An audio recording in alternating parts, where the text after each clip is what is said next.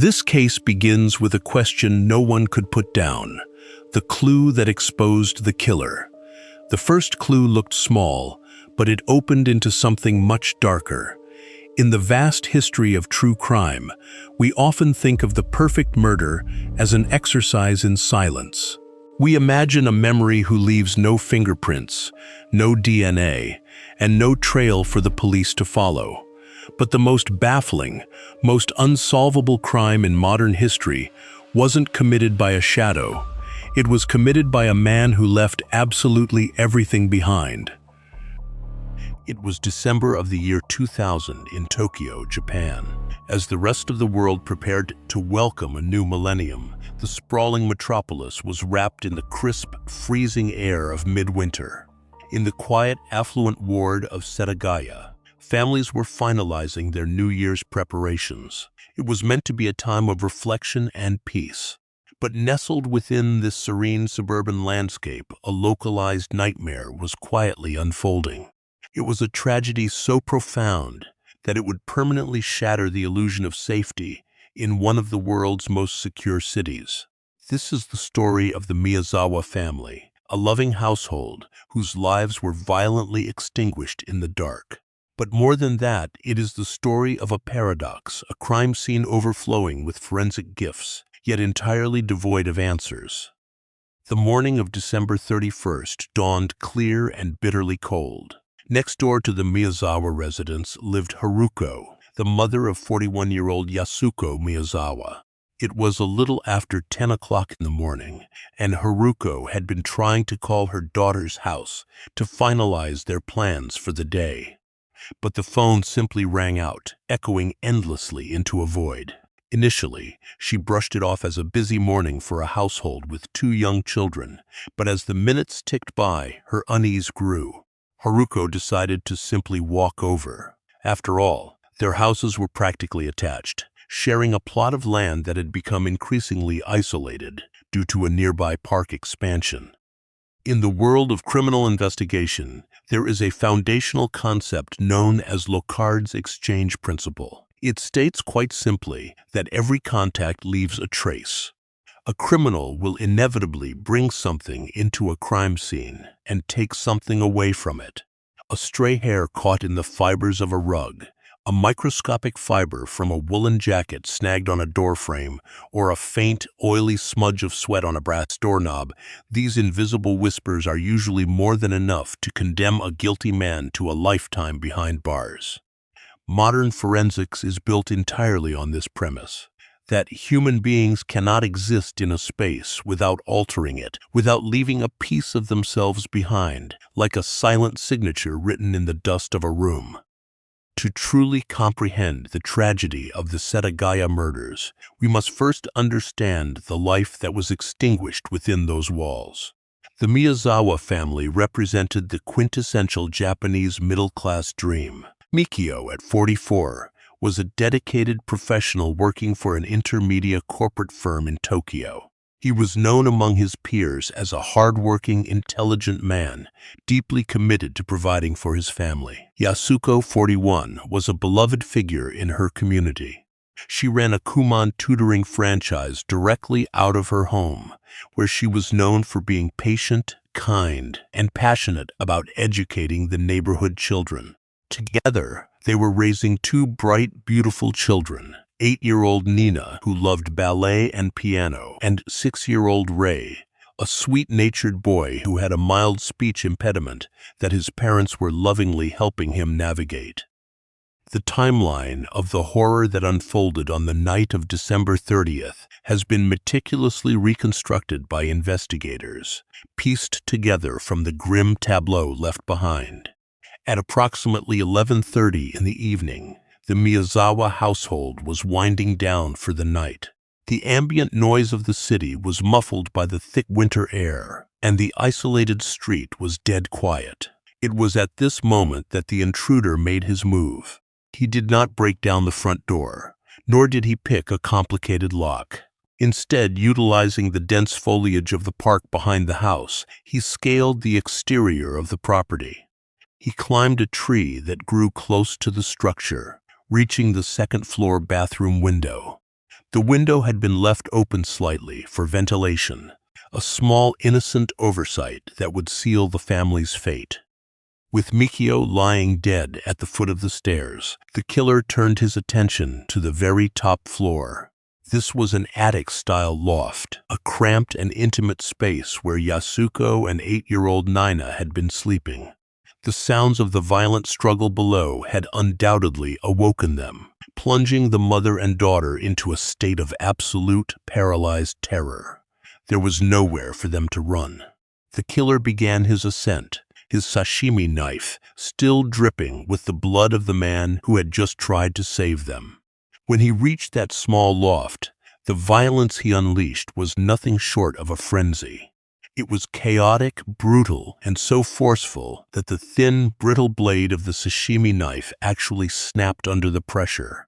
A jagged piece of the metal was left embedded in the skull of the young girl, a testament to the sheer savagery of the attack. To fully grasp the shockwaves this crime sent through Japanese society, one must understand the cultural context of violence in the country. Japan is historically known for having one of the lowest violent crime rates in the developed world. Homicides, particularly home invasions resulting in the mass murder of an entire family, are exceedingly rare. When they do occur, they are typically swift, frantic acts committed by individuals known to the victims, or perhaps frantic burglaries gone terribly wrong. Detectives sitting in the Tokyo Metropolitan Police headquarters, surrounded by the smell of strong, bitter coffee and the dry scent of old paper, struggled to find any modern precedent for such a thing. In those typical cases, the perpetrator usually flees the moment blood is drawn, driven by a fear of capture and a lack of stomach for prolonged violence. The psychological profile of a Japanese home invader is generally one of extreme risk aversion. The goal is simple: avoid detection, grab whatever valuables are available, and escape into the anonymity of the city as quickly as possible, feeling the cold air of the street on their face as they disappear into the subway crowds. What the killer did in the hours following the murders elevates this case from a tragic homicide to a display of profound, almost surreal psychopathy.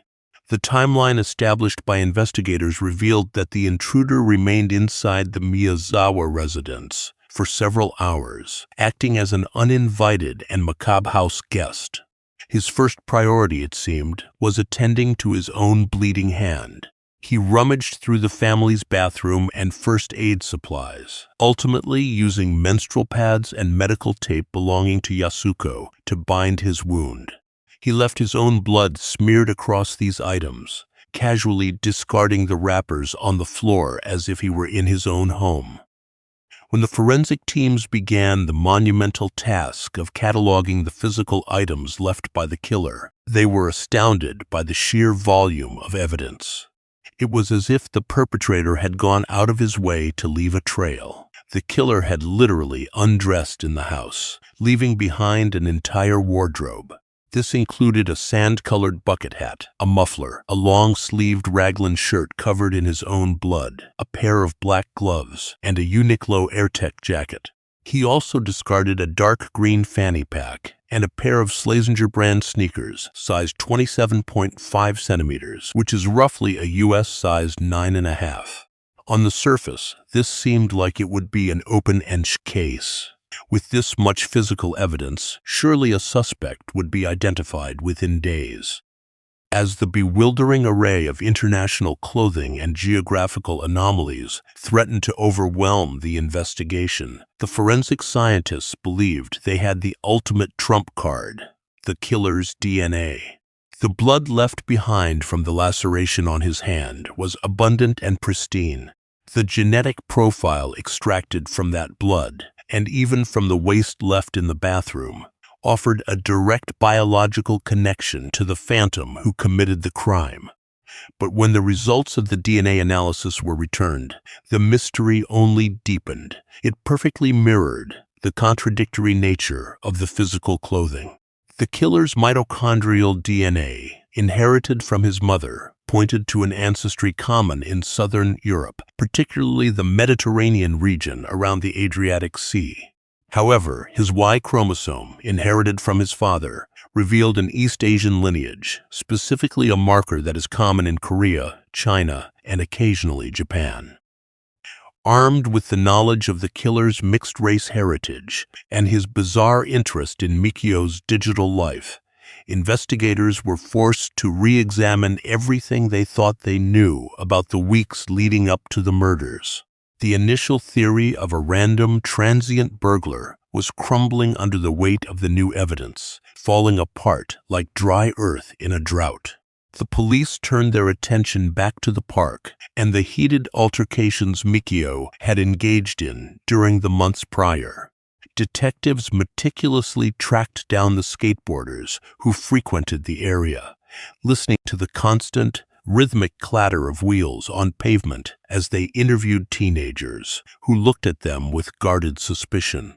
They were looking for anyone who matched the physical description generated by the DNA. A mixed-race male, likely in his late teens or 20s, given the physical strength required for the assault and the specific sizing of the abandoned clothes.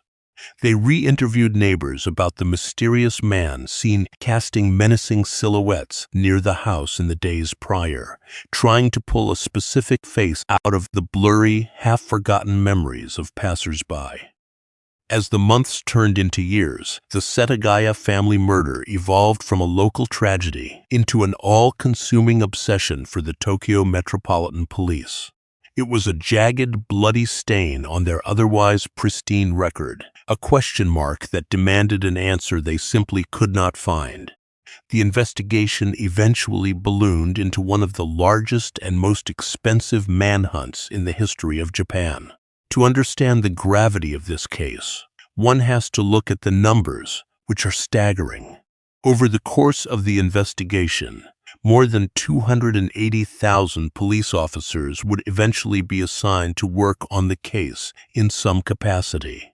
They collected and analyzed over 50 million individual pieces of information, ranging from neighborhood gossip to high-level international forensics. For years, the foundation of the police timeline was built on a single, indisputable digital fact. The killer was still inside the house at 10 o'clock in the morning on December 31st. The computer logs, glowing coldly on CRT monitors in sterile police precincts, clearly showed a second internet connection at 10:05 a.m. The data packets moved through the wires, navigating to the exact same theatrical and corporate websites viewed during the 1:18 a.m. session. Because of this data, the police had publicly stated that the killer had brazenly stayed in the house until broad daylight, perhaps even watching the sun rise over the quiet rooftops of Setagaya. They believed he had slipped out into the crisp morning sun, just moments before the grandmother, Haruko, arrived and discovered the carnage. This single assumption had guided their entire search for witnesses, directing them to look for anyone who might have seen a bleeding mixed-race man walking the streets of Setagaya on New Year's Eve morning, his clothes perhaps dusted with the frost of a winter dawn. The psychological and social implications of this revelation are almost too horrifying to fully process, sinking into the mind like a cold, heavy weight. The killer of the Miyazawa family did not pull off the perfect crime by being a meticulous, invisible shadow or some master of stealth. Instead, he achieved the impossible by making every conceivable mistake, by leaving an overwhelming avalanche of biological and physical evidence, a literal trail of his own DNA, and still managing to walk away entirely untouched. The realization that he had slipped out into the freezing December dark, hours before the police even knew a crime had been committed, meant that he had a massive, insurmountable head start. By the time the first officer arrived at the scene and smelled the heavy iron stench hanging in the still air, the killer could have already boarded a bullet train, his face reflected in the window against the passing lights. He might have hopped on an international flight out of Narita, breathing the stale, pressurized cabin oxygen, or simply blended into the crushing, rhythmic anonymity of the greater Tokyo metropolitan area. In the immediate aftermath of the murders, the Miyazawa home was sealed off and wrapped in thick yellow police tape that would eventually become brittle and bleached by the sun. It was transformed into a permanent, chilling monument to the unsolved, standing as a silent witness to a crime that defied explanation.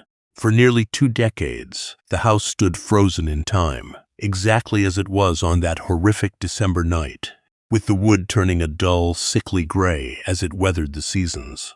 The park expansion that had initially isolated, the family continued relentlessly around the property, eventually surrounding the house with vibrant greenery, manicured walking paths, and the cheerful sounds of nature. This created a surreal and unsettling juxtaposition of serene public space and unspeakable private tragedy.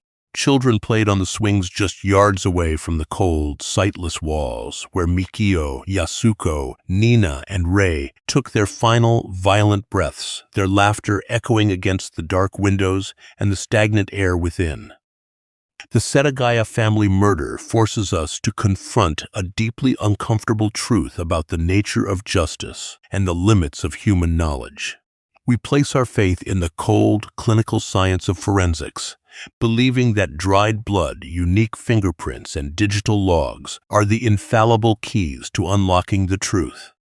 We comfort ourselves with the notion that those who commit profound acts of evil cannot hide from the microscopic traces they leave behind on a textured carpet or a wooden windowsill.